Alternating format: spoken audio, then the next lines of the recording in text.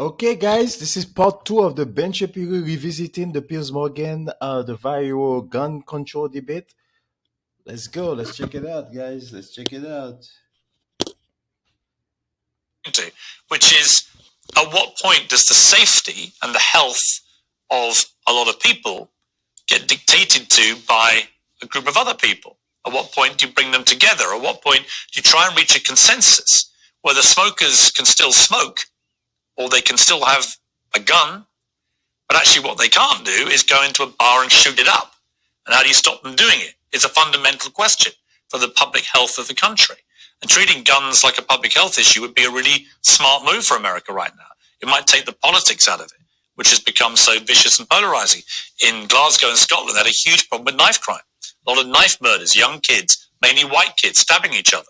So they treat it like a public health debate. And they've massively reduced knife crime in Scotland, which has been great. So, nanny state to a point. I believe in people's fundamental freedoms, but the cigarette debate to me was an interesting one. Drink driving was an interesting debate in America, wasn't it? You go back 50 years, you could get in your car and have a few drinks and drive around. And then Mothers Against Drink Driving, MAD I think they were called, rose up after a particularly heinous drink driving incident, and they affected real change. And now you can't do that. Now, there will be people who still think, I want to have a few beers and have a drive. Okay, but you can't, actually, because you might kill people.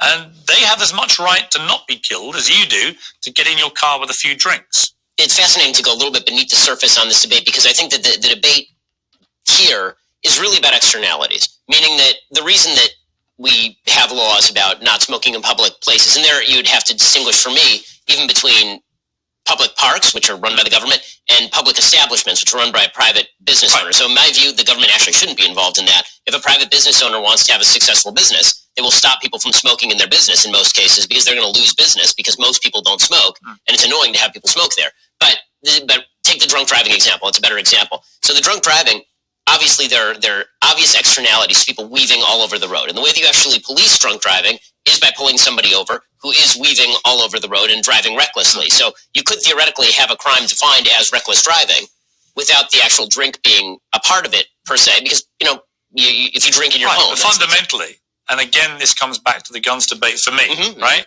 Fundamentally, you want to stop people getting in their car drunk. That's really what you want. You want to affect a cultural change in thinking.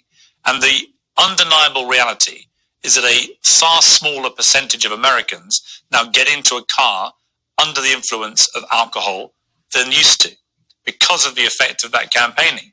And most Americans accept that. America, you got to remember, one of my... Guys, I think that he put a good point there. Like when you look at the drunk and driving, they put a campaign on that. They say that you cannot drive, like I say, you're going to get tickets. And they start giving out people tickets. You even go to jail, all that stuff. That stuff has discouraged people. People still do it, but it's a lot less. It was effective. So he's asking himself, why can we do the same for the gun? That is a very good question for Piers. It's true. I mean, why are the guns are so different? The NRA, I think I know why. The NRA is alone. They are the only one that's selling guns, if you look like to America. But when you look at bills, it's multiple different companies. So the NRA itself has a grip on America. It seems that could be the reason why. Money in politics and stuff like that. But I'm not fully sure. But I think that's part of it. All right, guys, please subscribe to my channel. Let me know what you think. Thank you.